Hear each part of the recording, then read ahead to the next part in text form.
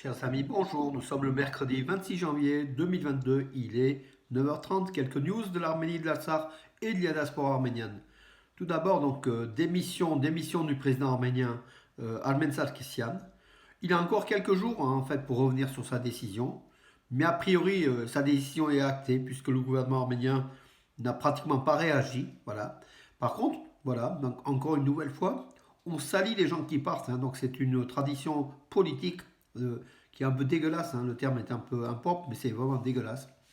On reproche à Armen Sarkisyan, le président de l'Arménie, d'avoir caché une double nationalité. En fait, il aurait eu un passeport de Saint-Christophe et Nevis, ce sont des îles du Caraïbe, des Antilles anglaises. Il aurait été donc citoyen arménien et puis le service de sécurité nationale d'Arménie a été, comment dirais-je, a été informé de cela par le procureur de la République d'Arménie pour un dossier donc, qui était en cours a priori depuis mars dernier. Le président arménien, lors de son investiture, aurait caché qu'il était aussi citoyen d'un autre pays, puisqu'il y a des conditions quand même drastiques. Il faut résider au moins 10 ans en Arménie, pas mal de conditions pour être président arménien, selon la constitution. Et Ahmed Sarkisyan aurait failli à cela. Il aurait même caché une autre nationalité. Je vais dire, après tout, bon, quel est le, comment dirais-je, là on cherche des noises à quelqu'un qui part, laissons-le partir. Mais je pense que c'est l'équipe à Pachinian qui veut aussi laisser une image sale d'Ahmed Sarkisyan, puisqu'ils n'étaient pas du tout d'accord sur certains sujets. C'est peut-être c'est peut-être la vraie raison de la démission du président Ahmed Sarkisyan. Voilà donc, mes amis, où en est l'Arménie. L'Arménie qui est politiquement vraiment dans le brouillard le plus complet. Et avec des déclarations de Pachinian avant-hier, donc j'en ai parlé hier, des déclarations, je vais dire, pro-turc, pro-azéri, pro-russe. Mais vraiment, il brade l'Arménie, c'est quand même incroyable. Moi qui étais pro-Pachinian à la révolution de velours, puisque j'en voulais pas des voleurs Sarkissian et Kocharian, on se rend compte que Pachinian, je sais pas, les bras croisés, les bras baissés, la tête baissée, il dit oui à tout ce que Moscou dit, il dit à tout ce que Aliyev et Erdogan disent.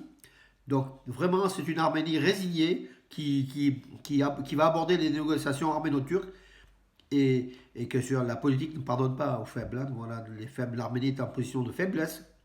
Et je peux vous dire que le monde touranien va en profiter de cela.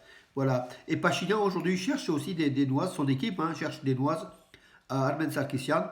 Bon, après tout, c'est la loi, donc ils ont le droit. Mais pourquoi ces dossiers n'ont pas été révélés plus tôt? Et on attend un peu la démission pour en parler. Erdogan a reçu le président de l'Union des fondations arméniennes de Turquie, donc voilà, Bedros Şirinorlu. À ce propos, donc notre ami Roslov Iliozer de Valence, qui est originaire de Malatya, il m'a dit oui, il est originaire de Malatya. Tous les Arméniens du monde sont originaires de Malatya. Mais bon, ce Bedros Şirinorlu sert aussi d'alibi aux élections d'Erdogan, qui essaye de se refaire un petit peu son plein de voix, parce qu'il est en perte de vitesse très très forte. D'ailleurs, il serait perdant. Voilà, il se rapproche des Arméniens, donc pour avoir un petit peu aussi le vote des Arméniens et de leurs amis, en disant qu'il est en bon terme. Il a reçu donc le président de l'Union des fondations arméniennes de Turquie.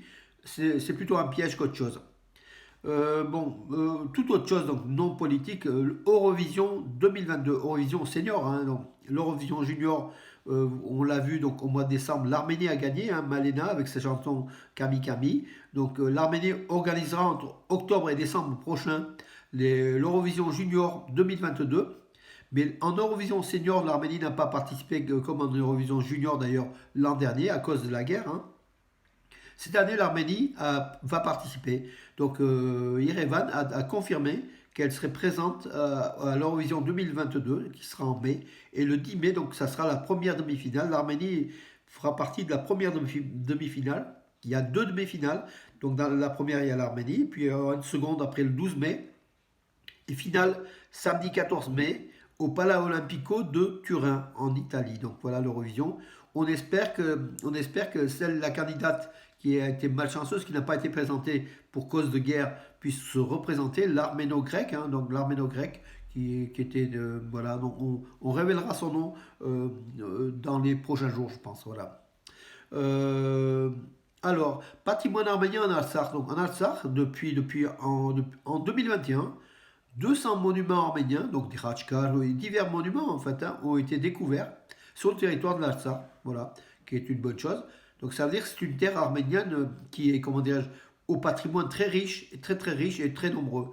Donc dans les régions de Mardakert, d'Askeran, des Khachkars ont été donc trouvés donc en 2021.